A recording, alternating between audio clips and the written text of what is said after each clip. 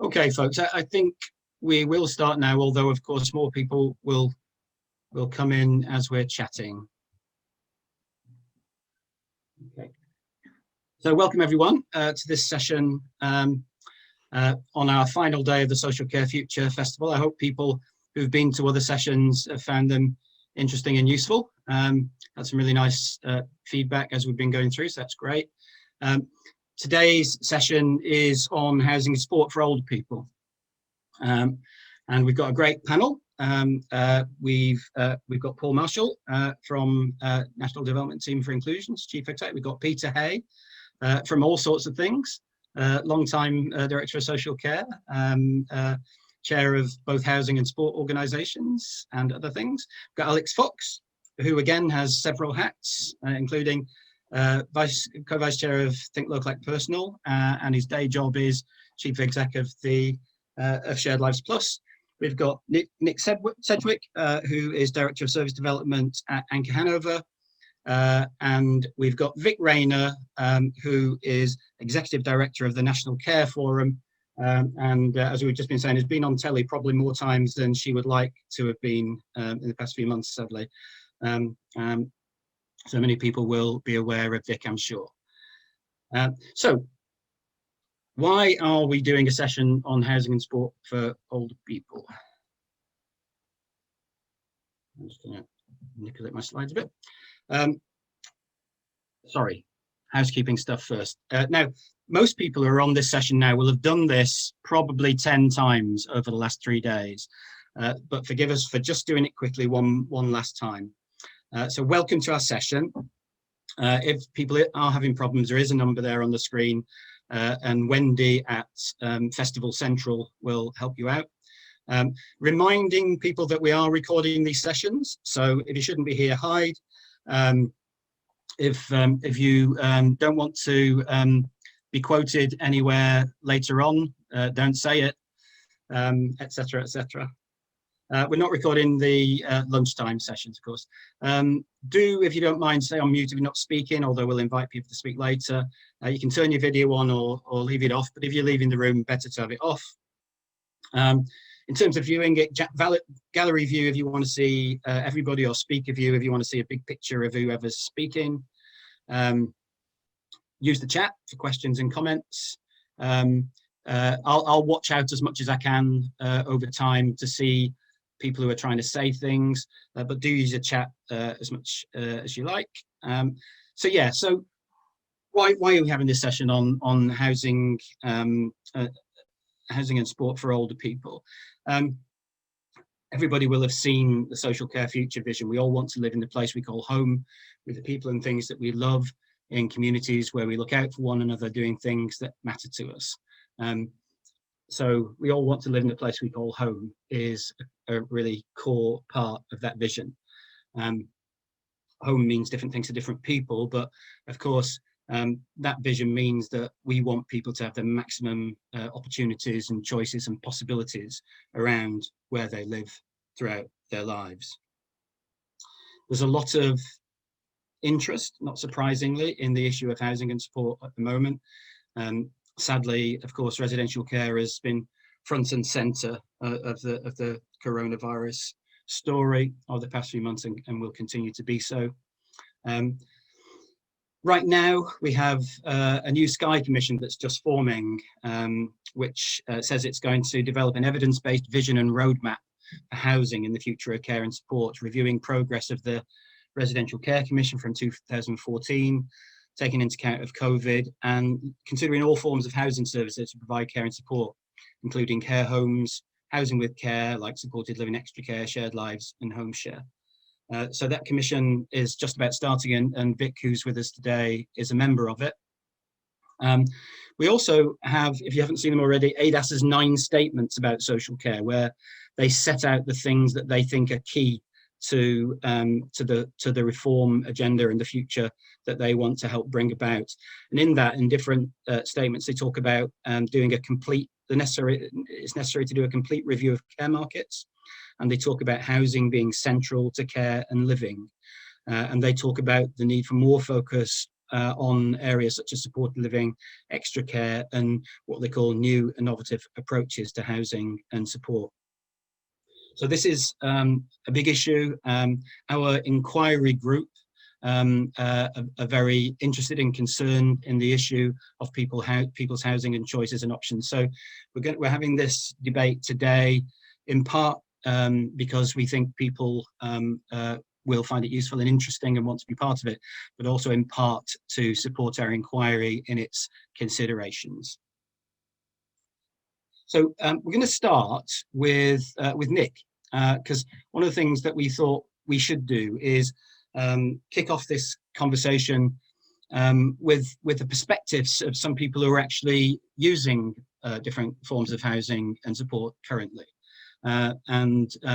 Nick has kindly pulled together some information from people who use Anchor Hanover's range of supports, and also some thoughts and views from staff as well. So Nick, are you able to step up? Yep, thanks Martin. And tell me when you want to move the slides and I'll move them along for you. Yeah, okay, well let's go on to the next one. That's it. So yeah, there we go. That's the one. Yes, so yeah, I work for Anchor Hanover. We are the largest not-for-profit specialist provider of housing and care for older people in England. You've got some of the stats there, but you know, we have run over 100 care homes. We have 1,600 housing sites, etc. All specialist housing for older people.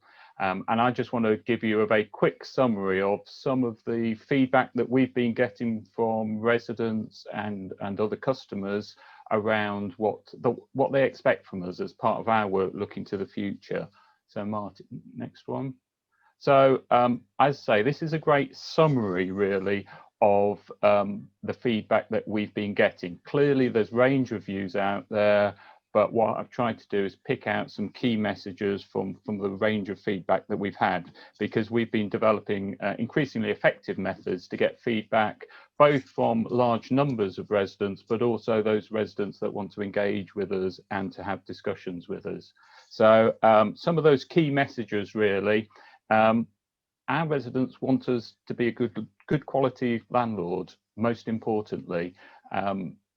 They want us to get the basics right, but they do also understand the importance of good quality housing, and many of them have moved to an Anchor Hanover scheme because they see the benefits of good quality, well-maintained housing compared with what they might be able to get, say, in the private sector. They are seeing the withdrawal or reduction of other services, health and social care. They're seeing that either on themselves or on people, on their neighbours, etc. And they're increasingly concerned that how they may access those services going forward. Very much, they don't know how to get into the system and to be able to access the services that are available. They don't really look to us as a housing provider to provide social care, but where we discuss it with them, they actually may be reasonably welcoming of it. We're not a large social care, domiciliary care provider, and it's one thing for us to consider for the future, but again, residents don't automatically look for us to provide that sort of service, but they may be interested if we did. They very much moved to one of our schemes to join a community, and they really value the role of the community and can see the benefits that the community may offer in terms of supporting people and helping people to maintain their independence, but very much they don't want to be done to in terms of when we try to support communities to do more. They want us to be able to support them to do it, use their range of experience and skills, etc. And they do, certainly the residents that we engage with and have more in-depth discussions around some of these issues, they really understand the range of preventative benefits that supported housing offer. Move on. So we did a survey of our engaged residents, And this was really just to give you a snapshot of the main issues that they raised and the things that they wanted us to tackle. So top of the list is loneliness, quite easily top of the list. And so that is going to be one of our priorities going forward. And you know, it's well known that loneliness has an impact in many ways.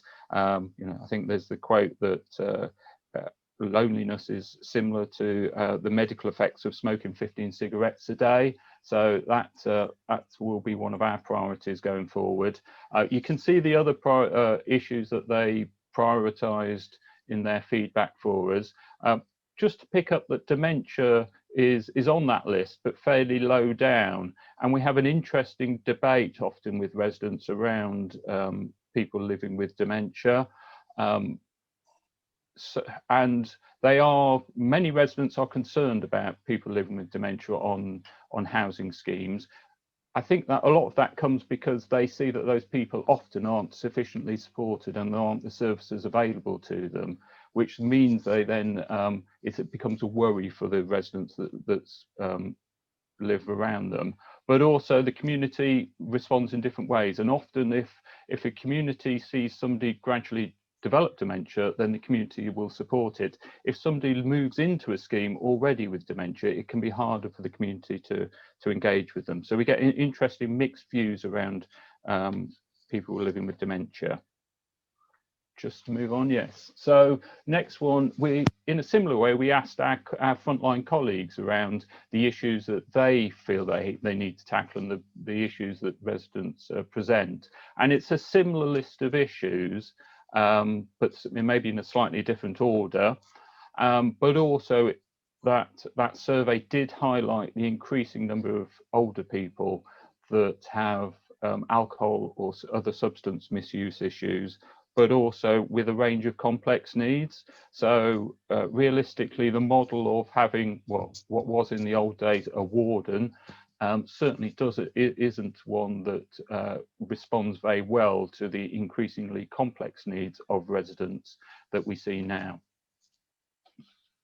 And then finally, just a quick one from me to explain some work that we've done to try to prove the value of supported housing and specialist housing for older people. So, and which has always been a difficulty of actually making the financial case for the benefits of specialist housing.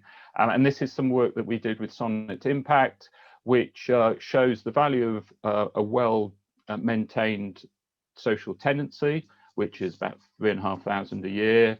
The specific benefit, social value of one of our retirement housing schemes and the benefits, the knock-on benefits of that, which adds another 2,800, and then the additional benefits for somebody who may have been previously lonely, which is £3,000, and the additional benefits of extra care housing.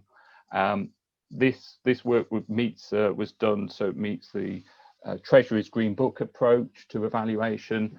So it's just us trying to prove that social value of retirement housing. Brilliant. Hopefully that sets the background. It does really nicely. Thanks very much, Nick. So I'm just going to stop sharing my screen because next thing we're going to do, folks, we in thinking together about that social care future vision, we all want to live in the place we call home. We know that there is a big gap between that vision and reality, and we know that in reality the ability for people to continue to live in their own home is often challenged, and if people do move out of their original home, their choices are often very limited. So we've asked our 5 panelists, now 4 left, of course, sorry, Nick, to just give us their first kind of 5 minutes of thoughts on where do we go from here? What are the issues? How might we overcome them? So we're gonna give everybody 5 minutes to give a kind of opening pitch. Peter's insisted on some photos for his, so we'll put those up in a minute. And then we're gonna come into a general conversation involving yourselves, where we're asking you to explore with us what the big issues are, what the challenges are, and hopefully what the opportunities are to help our inquiry team in their deliberations. So I think we said we would go to you first, Vic.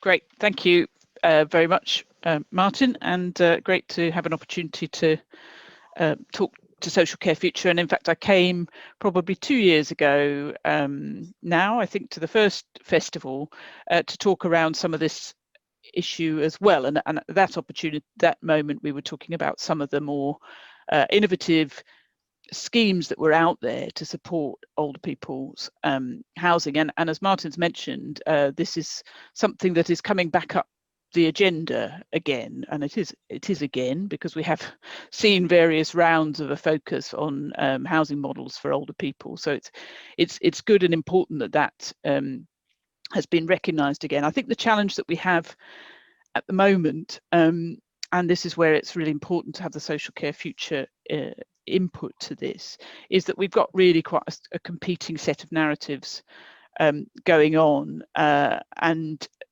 the big challenge around the kind of housing and support connect is that obviously housing, well, not obviously, you may not think it's obvious at all, but the housing function and the care or support, the care function, particularly if you're talking about regulated care, sit within different governmental departments.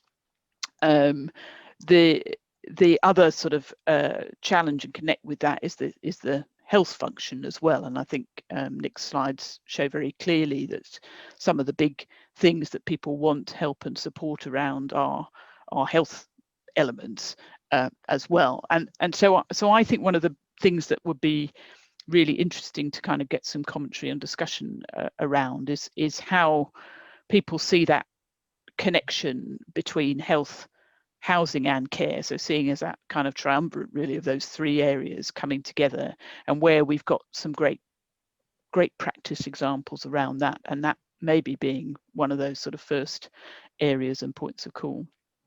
I suppose what I think, I just want to have a few reflections about, Martin's talked about the Sky Commission, and that's an important opportunity to get some evidence-based review of the different models that are out there, and there are a lot of different models. And I think even if you picked a particular area of it, something like extra care housing, you would see that the way Anchor Hanover delivered that would be very different to a variety of other bodies. So even when we start to talk about the different segments of what's already quite a confusing landscape for people, we find that there's quite different offerings that sit underneath it.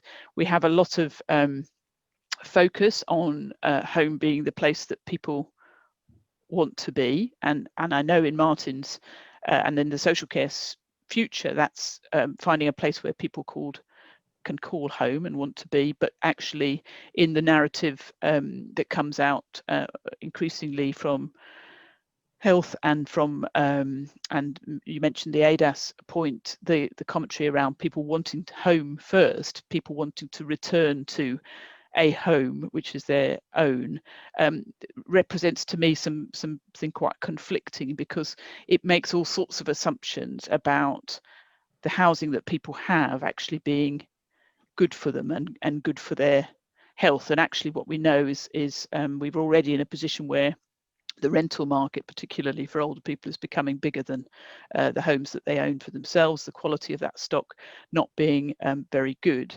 We have a very small pool of specialist housing for older people, and we've had endless reports that tell us how poor that amount of stock is for the growing number of people who want to achieve that ambition to be in a home that they can remain in for the rest of their lives. So we've got a kind of, we've got an urgent sort of conflict there in terms of how we start to talk about housing with support.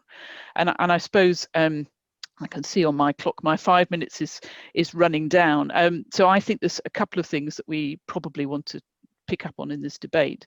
If we're going to continue to focus on people being able to remain within their homes, then we need a drastic and rapid shift back into a field of prevention. So we're helping people to stay in their homes and be as independent as they possibly can for as long as they can before they get into any kind of further care and support requirements. We need to really understand how we enable innovation to work much better than it currently does.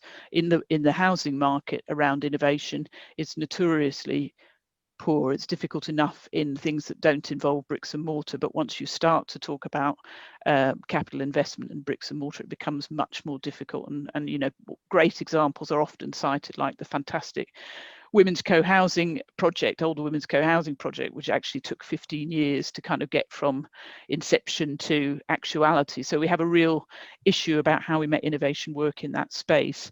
And I think we also have to really embrace the fact that we currently have and will continue to need and have a spectrum of provision around housing with care, which does take us across all those areas that Martin talked about, from independent living in general needs, social housing or private housing, right up to living within nursing or care home provision.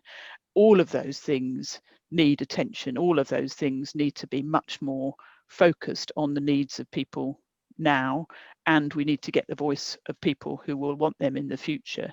But I think what we have to try and do is get ourselves to a place where we work with and make those elements as good as they can be, rather than, as I think sometimes the worry is, we end up trying to pitch one as inherently better than the other, and one as inherently better at meeting people's needs than the other, when actually I certainly, in my work across a whole range of supported housing and care for many, many years, have seen absolutely fantastic examples of all of those different types of provision which meet people's needs at that particular time in that particular space, and that I really hope that they can call home. So thanks. Thanks, Vic. So you've opened up quite a series of significant issues and questions for us to address in the debate part of the session, and it's possible, I guess, that some of your colleagues that follow you might pick up on some of those themes. But I'm going to go to Alex next and see what your thoughts are, Alex. Thanks, Martin. Thanks, Vic. So I think we have to start any debate of this kind by just noting how far from the vision, the social care future vision of a good life, many current housing and care options for older people are. And that isn't to denigrate the work that people are doing, which is caring and skilled work in care homes and other places, and particularly at a time when often that work is, and that caring is all that stands between older people and even greater tragedy. But even before the pandemic, we have been far too content in this country with commissioning, regulation, provision of care, which for millions of older people means living reduced and narrow lives, and lives which lack many of the things that we would all consider make a good life. Being with the people we love, doing the things we find meaningful, and living in the place we choose. So we are in a place which is systemically set up to not offer a good life to older people, and we often take that for granted and sort of pass over it as if it's a fact of life, and I don't believe it is. The reason I don't believe it is because we know that there are ways of providing that combination of support and a good life, and not forcing older people and their families to choose between one or the other. So at Shared Lives Plus, we support the shared lives and home share models, which attempt to do that in different ways. Home share brings together an older person who has their own home and a spare room, but who may be facing lack of support, low-level support, as well as loneliness or isolation, and it brings them together with a younger person who needs somewhere to live. And when a good match is found, the younger person moves in and helps out, provides companionship, but actually they provide companionship to each other, because all of us need that for a good life. With Shared Lives, it's now used by hundreds of people as dementia support out of the 15,000 people or so using it across the UK. Also hundreds using it for other support associated with other conditions for old age, such as stroke, for instance. And in that model, again, people are matched together, 10,000 shared life carers who are matched with an adult who needs support, who either moves in with their chosen shared life carer or visits them. And that's how many older people use that model. They visit their chosen shared life carer during the day or overnight, rather than visiting a day centre or a care home for overnight breaks. And we know those models create good outcomes. They're low cost. Home share costs nothing to the state. Shared lives is typically lower cost than other forms of regulated care, despite the fact that CQC says it's better than other forms of regulated care. So we can do those things differently. Those are both models at a relatively small scale. There are about 500 home share households, actually a bit more than that now, it is growing, and about 15,000 people using shared lives. But there are other models as well. And if you go to look at the Think Local Act Personal, what we often refer to as the rainbow of community-based approaches, on that website, you can see a whole emerging movement of models which take a very different approach. So what do we need to change to move from where we are to where we want to be? So first of all, I think it's a mistake to see this as an improvement challenge for mainstream models or as a scaling challenge for emerging models. It's much more fundamental than that. And I think I'd summarize what needs to change in 3 fundamental shifts. So first of all, we need a system that is based around creating well-being and resilience. And that's not just at the prevention end. I think prevention is often, or our thinking about prevention is often part of the problem, because we divide the world up into citizens in communities where we can think about prevention, and we do often more of the kinds of things I'm talking about around community relationships, social support. But then when people have crossed that threshold into what some describe as service land, we have a tendency to abandon some of those things because they're no longer in the prevention zone. But actually, well-being and resilience are relevant to everybody, no matter where they are in any kind of care pathway or support journey. So a well-being based system would not tolerate much of the care that we provide to older people, and it would embed those ideas of well-being into everything it did in terms of commissioning, regulation, what we measured, what we paid for, what we expected. That would show up in some different behaviours. One of the core behaviours that would change would be the relationship between people who offer support and people who need support. And at the moment, we tend to offer people brief transactions, often with very good, skilled, dedicated people, but nevertheless brief, highly boundaried transactions with a large number of people. And that isn't what creates well-being. What people are looking for are a smaller number of chosen, more reciprocal, deeper relationships. And models like home share and shared lives very obviously provide that, but other models can do more to provide that too. And then thirdly, we need to recognise that we can't just see this as a service challenge. We have to see this as the strategy for everything we are doing in public services. If we separate out innovation in social care, or even if we separate out social care, older people support, other priorities and other areas of resource will always take over. The big budget issues and holes in our hospitals and in our adult social care budgets will always take up our time and attention. So we need a whole area, whole system approach, and that's what the asset-based area model that you can find in the Social Care Innovation Network's website on either Think Local Act Personal's site or Social Care Institute for Excellence Sky's site tries to do. It says we need a completely different approach, and here's how we embed that into everything that we do. Thanks very much, Alex. So I'm going to give Paul his 5 minutes now. Thank you very much, and hello everyone. It's always difficult when you kind of come third in this range of stuff, because actually everybody else has not pinched, but already pretty much said your ideas. Well, and you've just used 30 seconds of it, so come on. Hey, I'm doing well, aren't I? I can keep this going.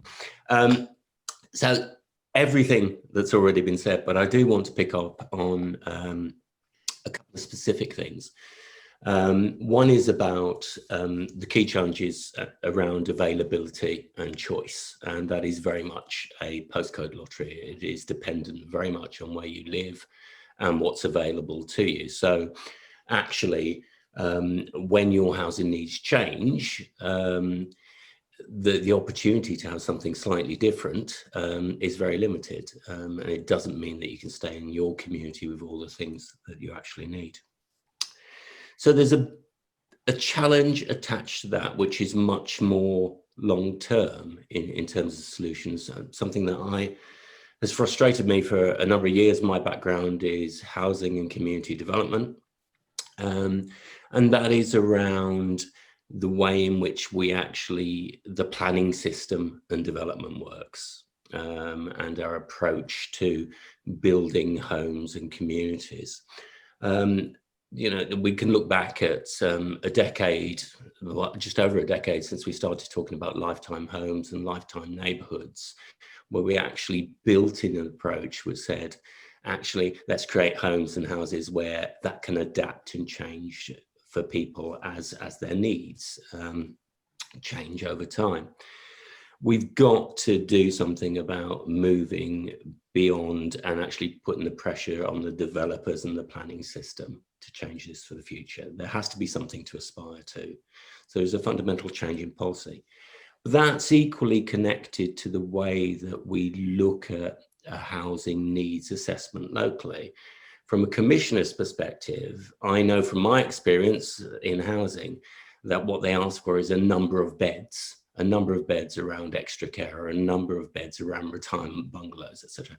What they don't ask for is about people's lives. What are the things that we need to have in place for people to live great and healthy lives?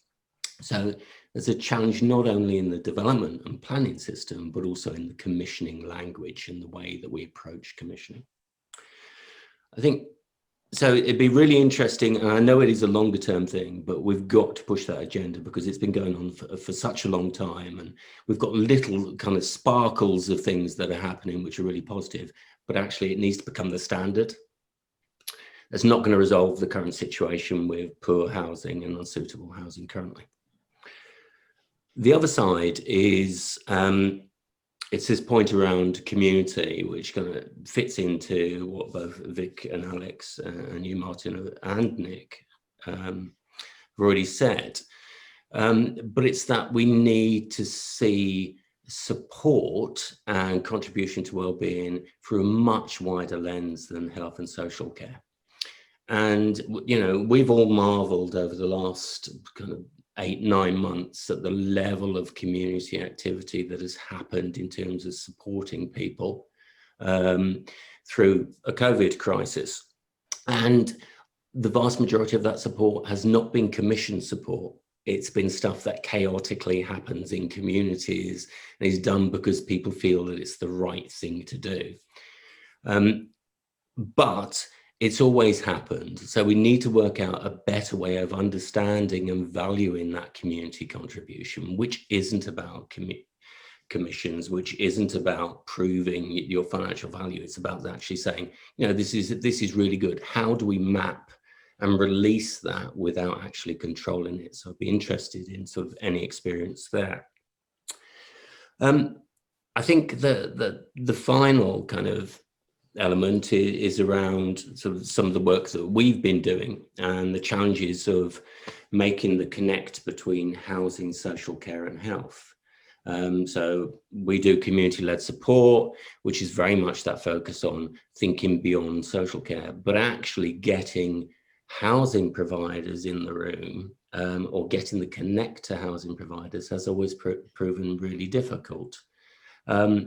And I think part of that is reflection from my time in housing, that what we had was a sector that was very much focused on providing a safe roof and a decent quality home above people's heads, to a sector which has shifted significantly more towards a corporate financing model. We need to work with social housing to have a much better, to help them get back to their roots. I think it is the key thing, because a safe roof, a decent roof over your head is absolutely vital. That's what contributes to good lives. Thanks very much, Paul. I'm just going to share my screen again now so that I can bring up Peter's photos. Okay, go, Peter. Cool. And as I was coming at the end of the Lord Mayor's show, I thought I'd approach this through a personal narrative, which illustrates the themes of my family across the 3 generations. We all want to live a place called home, and here's my great-grandfather, Charles, on the left-hand side in the 1890s as a dairyman by Cambridge Railway Station. He worked his way up from agricultural labouring that had been the family for generations to, on the right-hand side, being able to rent a tenant farm called Bottles Hall in Essex, where he's pictured with his 3 children and wife. In 1928, he walked into the barn and hung himself because he was unable to afford the rent on that farm. Hidden in the family photographs is an envelope. It's the photograph of his gravestone, which I think poignantly says of Bottles Hall, the place that he wanted to call home was so defined him, it was on his grave.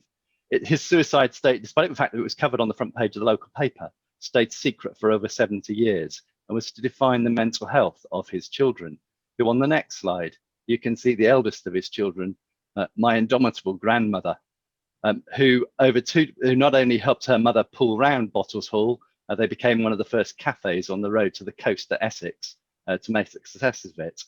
Over 2 generations, built enough with her husband to buy a little bungalow, where on the right-hand side, there's me at Christmas, 1963, in their bungalow.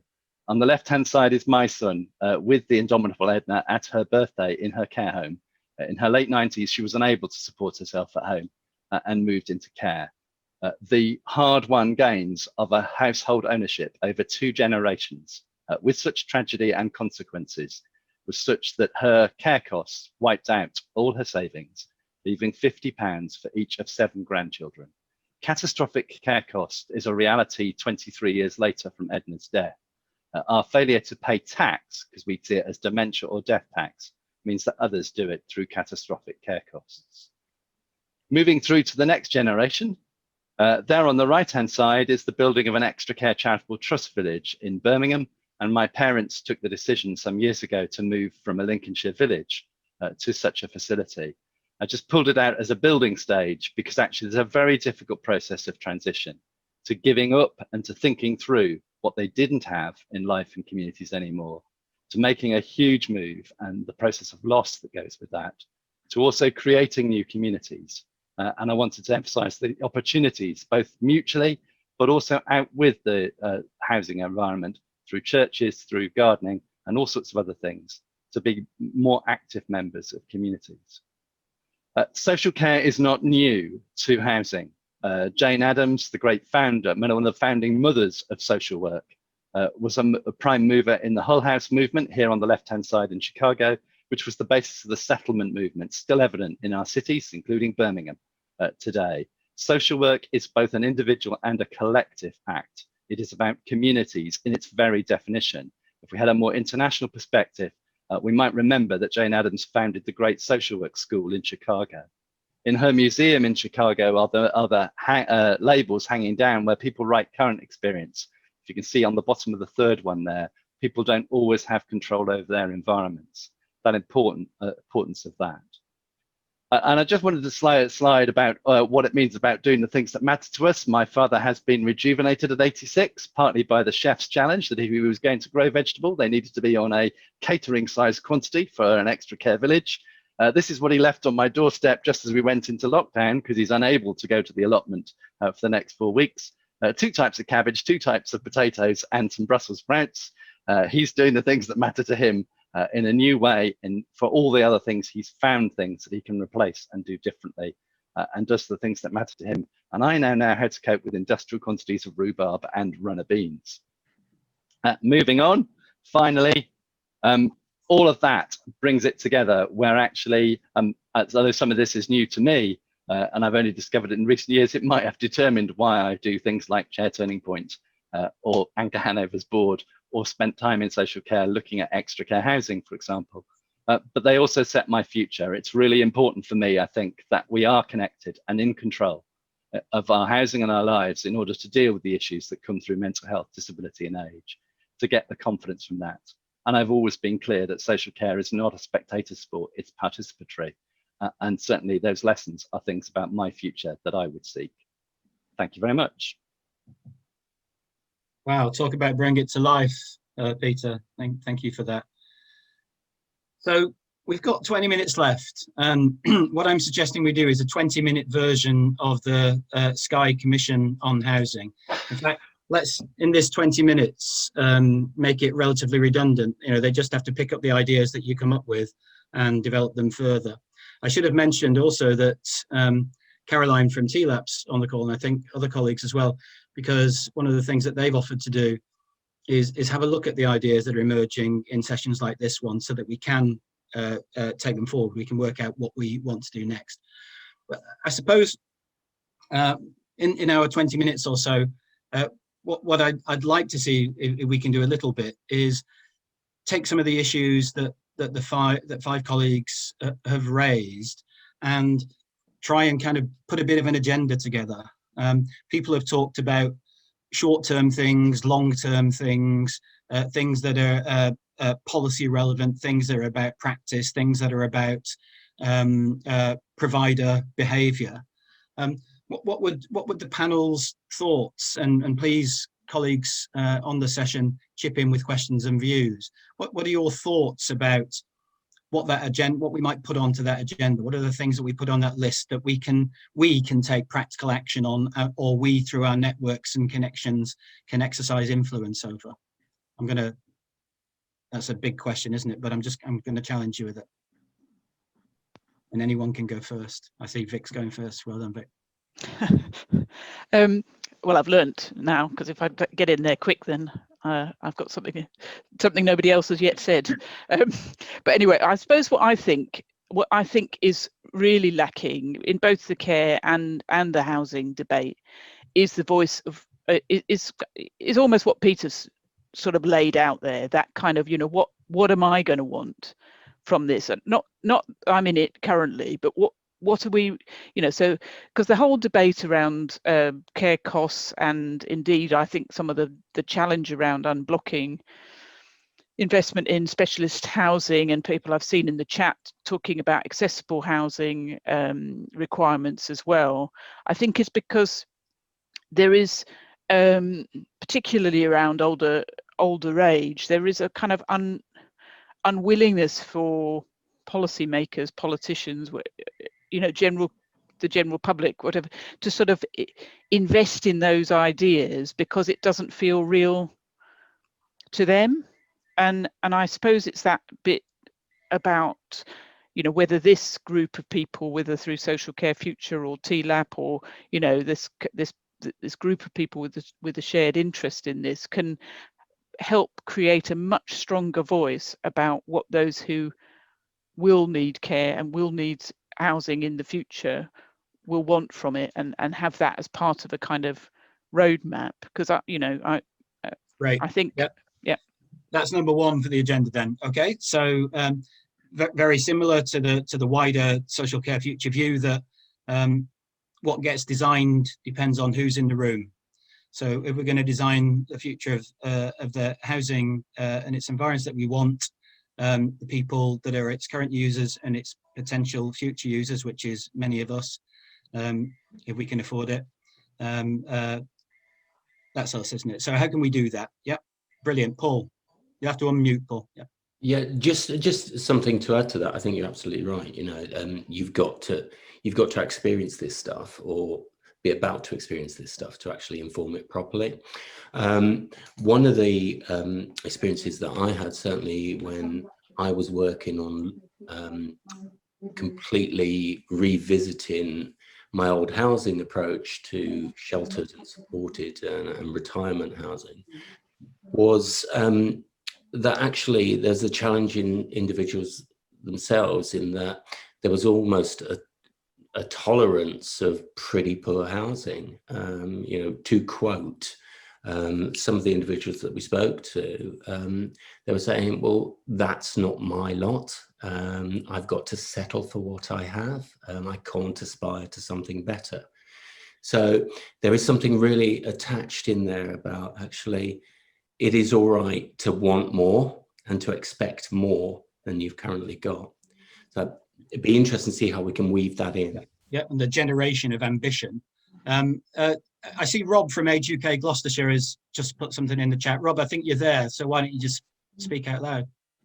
Yeah, I was just thinking about a conversation about housing, and yet we don't talk about location, which is what we do through the rest of our life course. And I was just commenting that too often I think we run roughshod over the fact that where people live is not about the roof and the walls, it's about what's outside. It's about adapting the space that you're in as you grow, rather than saying when your needs change, you have to move. And in doing so, we're moving people away from everything that supports them beyond the roof and the walls. And so home share, a great example of how you can adapt where you are to go with you and age with you. And I see that as an opposition to locally in Gloucestershire, where I hear local authorities looking at what land they've got available to build extra care on, regardless of whether or not it's connected to transport or connected to community. And we're creating those divisions that Nick talked about, where people feel disconnected and lonely because we're not putting the home where they are, we're taking them somewhere else and creating the very problems that people then tell us they don't want. Okay, thanks, Rob. Peter? Sure, there's got to be a wide range of choices here because every individual's choices are going to be different. But I think it has to include some element of something new. My parents' experience was to find the community and home that they loved very much indeed, and where they probably would have seen themselves staying, not being able to meet their needs, both in terms of their physical abilities, but also in terms of how actually when you're not well, who comes around to see you? And you know, and actually there is something about being in a community now where there's a great deal of mutual aid, and they're both able to participate and receive in those things. So there are limitations within those the kind of built environment that people are in at the moment that sometimes mean that people have to think about how they can create other things. But I do think it's about how that offer is. And to give Extra Care Charitable Trust their due, the huge research program that they have done, which shows not only like Anchor Hanover's, the reduced, if you like, the social benefits to the health and care system, it also shows the real benefit in things like people's social functioning, their cognitive ability through being connected. And I think if you can't be in a house which enables those connections, then actually how you think early about moving while you've still got things to give is a really important consideration. And so one of the things that a number of people have highlighted is it's not just a model, it's how people do it. And Extra Care is probably a really good example of that. You know, so it seems to me one thing for our agenda is, you know, being really clear about what great Extra Care is like and what Extra Care that's basically sitting in a room being lonely is like. Yeah, and the other thing just to throw on the table, I think, is what is home? York University's research at the moment is showing that 40%, just over 40% of residents in care homes have family that lives a long way away. At the end of COVID, is home going to be where older people used to live, or is it going to be close to where their family now are, particularly with the experiences people have had about visiting over this year? And I think that's a real dynamic, and it was a real dynamic for my mum and dad about proximity to some family was where home was as much as where it existed as a kind of roof and a chimney. Thanks, Peter. Alex, were you trying to get in? Yeah, I was just going to sort of respond to Peter. And Peter's your presentation was brilliant, really moving. Thank you, and just so to the point. And I think there is something about as a investing, our willingness to invest in community in the way that we might invest in bricks and mortar. And actually, as a number of us have said today, it's really difficult to get the timescales needed to invest in the physical environment because the lead-in times are so long. I think in some ways that's also true of community, although we have seen this huge outpouring of community during COVID, which kind of gives us a sense of what's possible. It's probably not been evenly distributed, and in those areas where that hasn't happened, what you'd need to do to change that is probably just as long a kind of decade or generational change as we'd need to change the physical housing stock.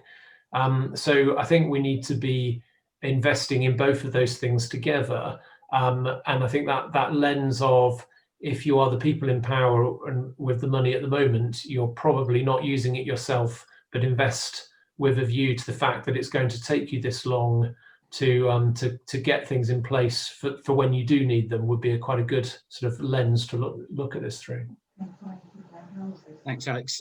I'm just looking at the chat, and you know, there's a number of comments that are kind of backing up and supporting or amplifying things that members of the panel have said. You know, Julie, a number of contributions about aspects of community that need to work for people, whatever the accommodation issues.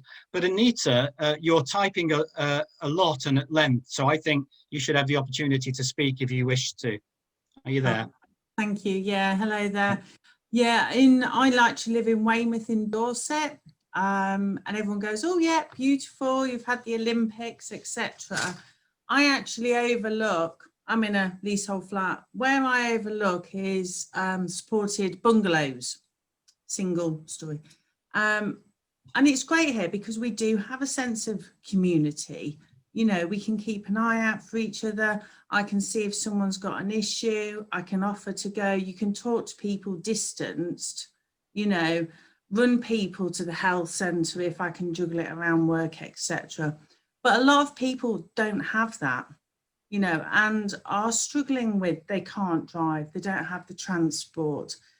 But as I said on one of my chats, you know, health, social care, especially health. I've got a friend who's older, who's got health issues, lives in an area, it would take her 2 bus journeys, which would take over an hour. Physically, she's not able to do that. And yet the GP surgeries are very much, well, if you want the appointment, you'll get here. You know, that then doesn't do much for her own emotional, mental well-being. And that's one person out of probably thousands.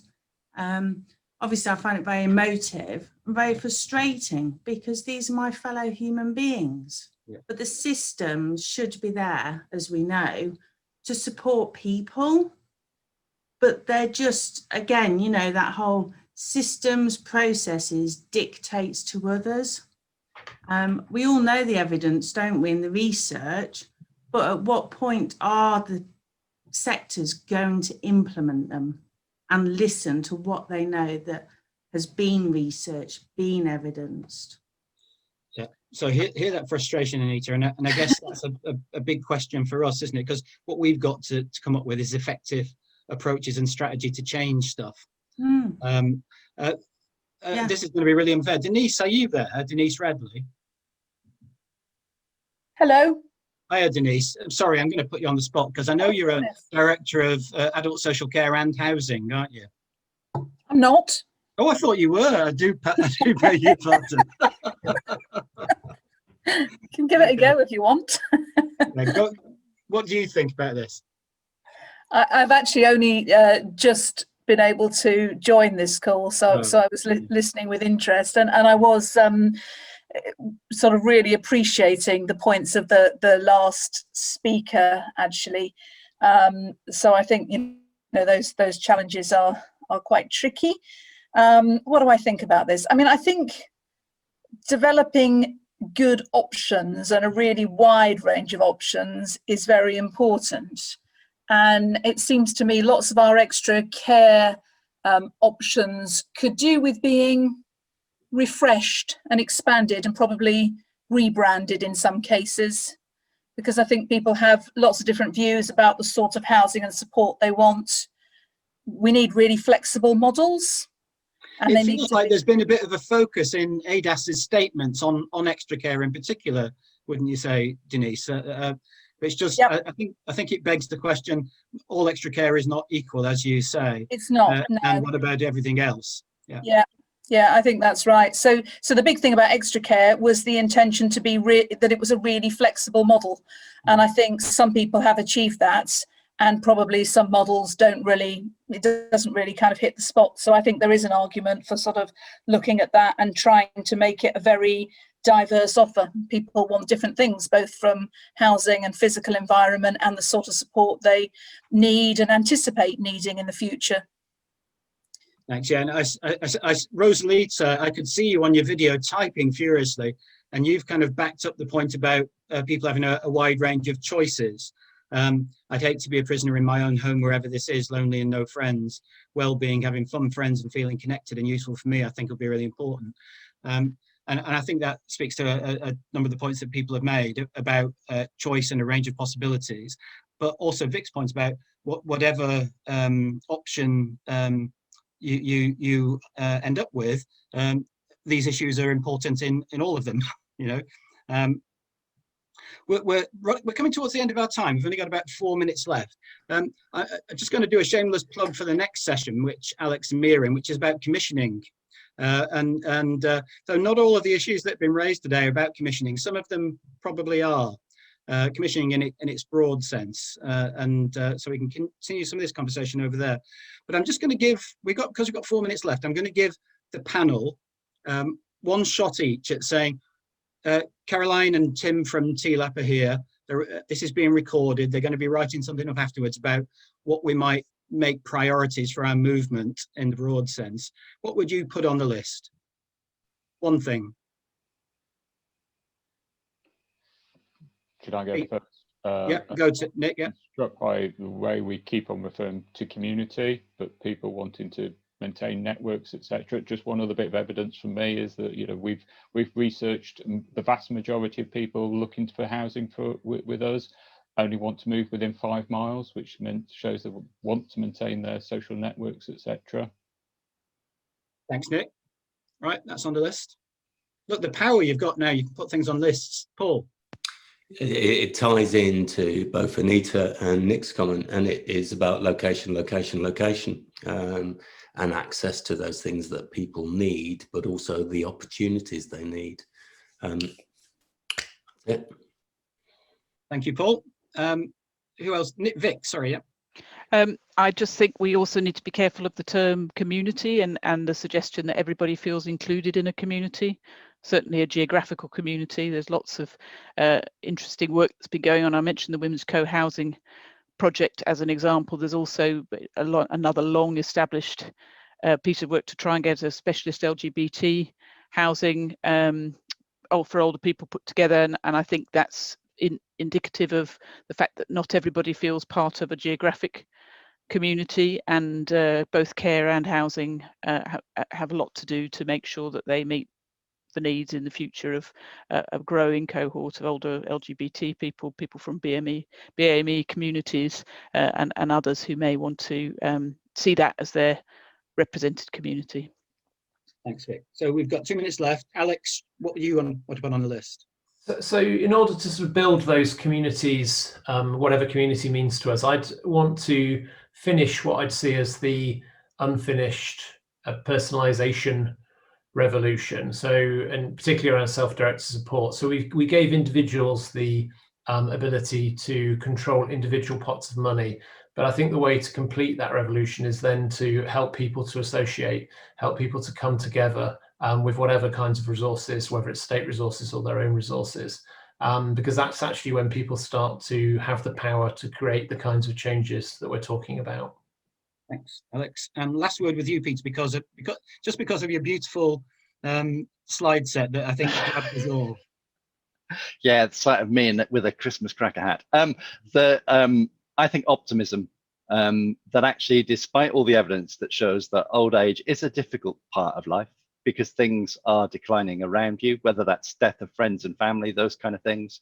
Actually, it's possible to do things that connect people, that use mutual support, and help people stay connected to communities.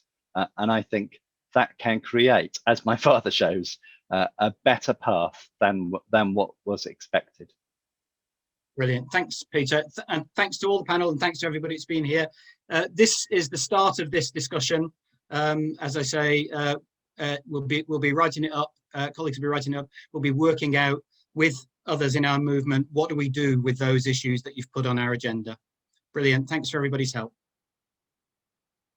Bye. Thanks, everyone. Up to the commissioning session.